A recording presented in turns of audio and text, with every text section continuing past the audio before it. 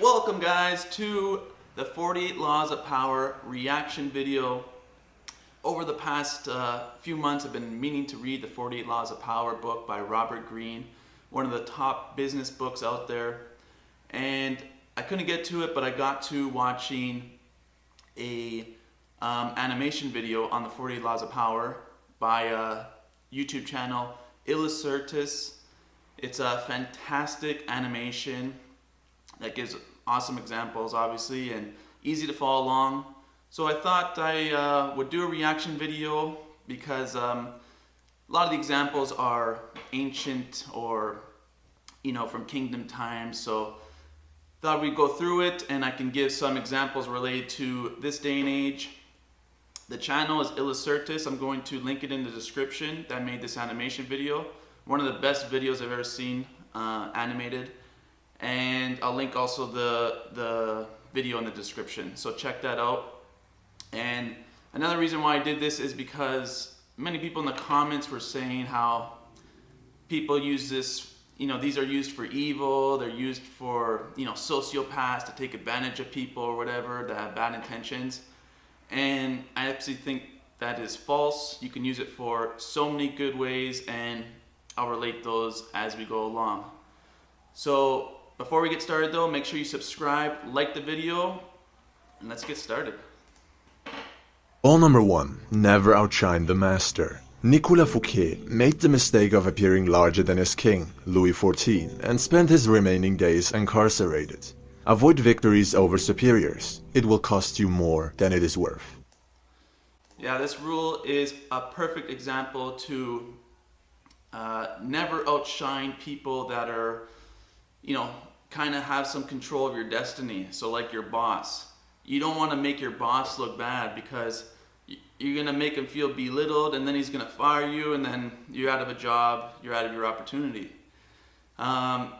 Same with any kind of relationship you're in, any kind of business relationship. You don't want to make people look horrible. You want to kind of agree with them and then recommend things and let them make up their mind. Unless it's a project or something that you're very much tied to and you need something to go a certain way.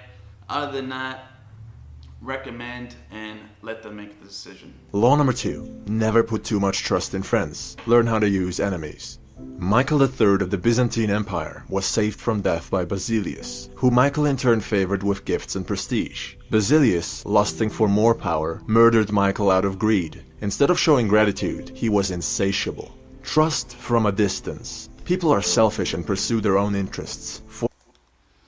This is 100% true. The problem with friendships is you got to be careful where people you're close to, I recognize I used to do this a lot.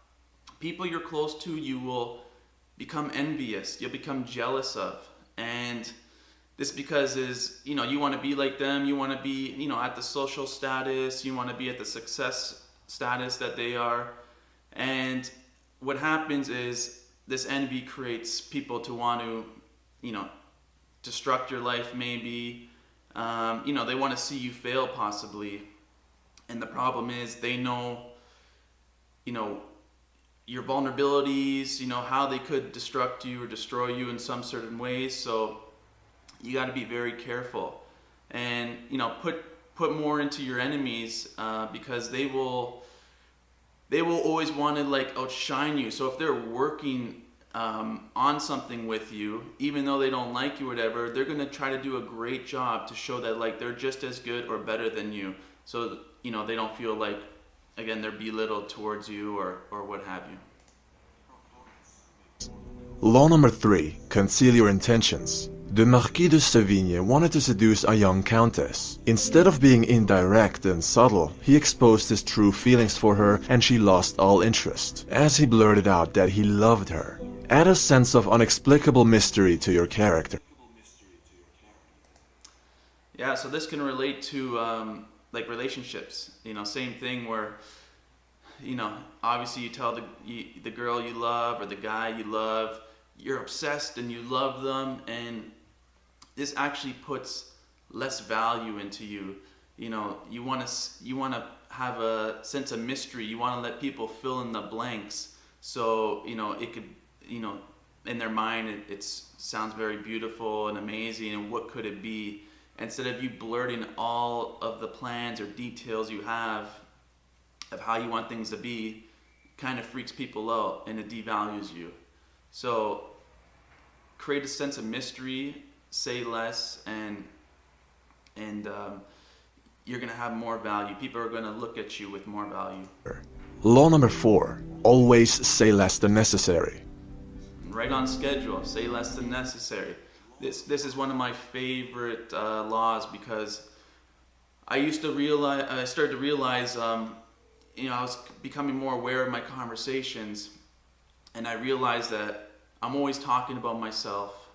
I run on sentences, and the more I talk, the more worse I make my relationships.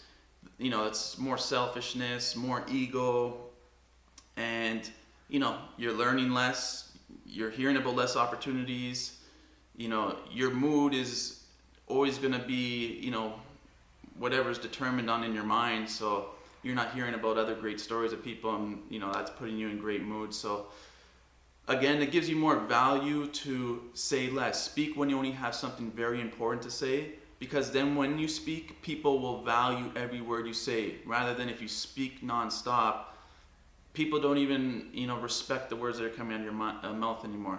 So saying less is much more powerful. Law number 5, so much depends on reputation guarded with your life.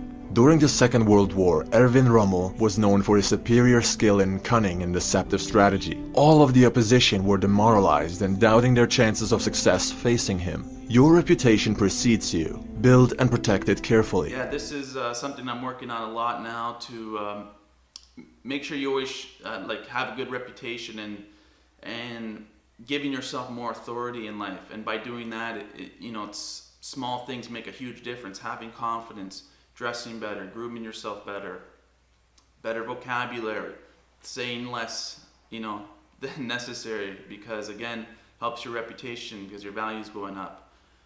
So, and that does so much for you, because your reputation that's how you're going to find your spouse or whatever. That's how you're going to, more opportunities will come to you. That's how, people will give you positions in life of importance and what have you.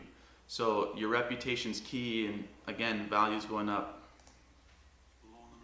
Law number 6, court attention at all cost. Pablo Picasso would not allow himself to fade into the background. He would rather paint something out of the ordinary and ugly than be forgotten. All publicity is good publicity.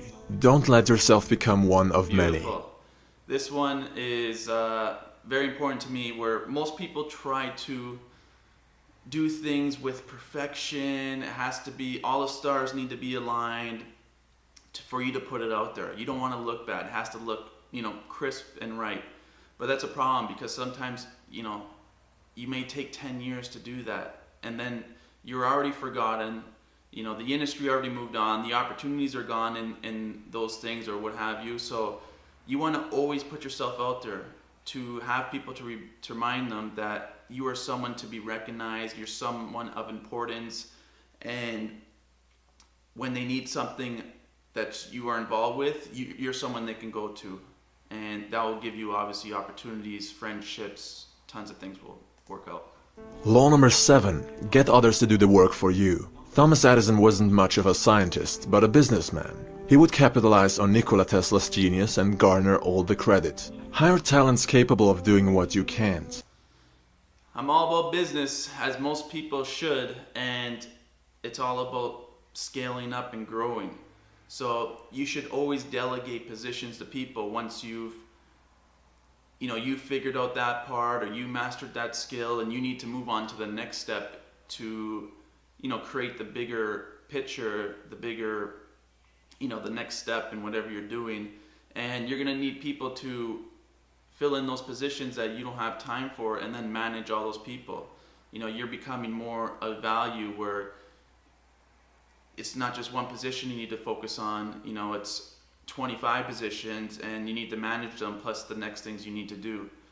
So delegate to scale up and create massive projects.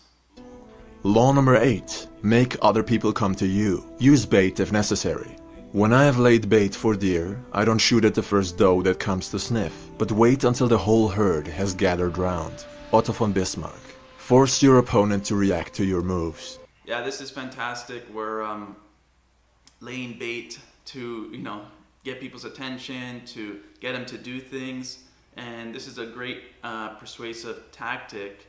But if you have the right intentions in life, it doesn't matter. Sometimes you need to convince people and kind of be, just persuade them in a way, and because they can't see the light. If you have the right intentions, then this will be a fantastic thing, because you're trying to help them. You're trying to make their life better. You're trying to assist them in whatever they need.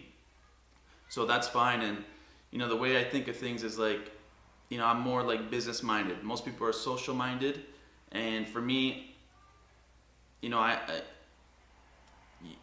you want to give and receive to people, so you want to lay the bait out there for people to see it, to grab it, and then connect with you, and then but you're going to help them, you're going to assist them, and you're going to give them what they need in life, what they're searching for, that value. So I think it's fantastic if you have the right intentions. So that's part 1 of, this is going to be a 6-part series, 8 laws at a time. I hope you enjoyed the first 8 law reactions. And again, subscribe to the channel, like the video, and we'll see you on part 2.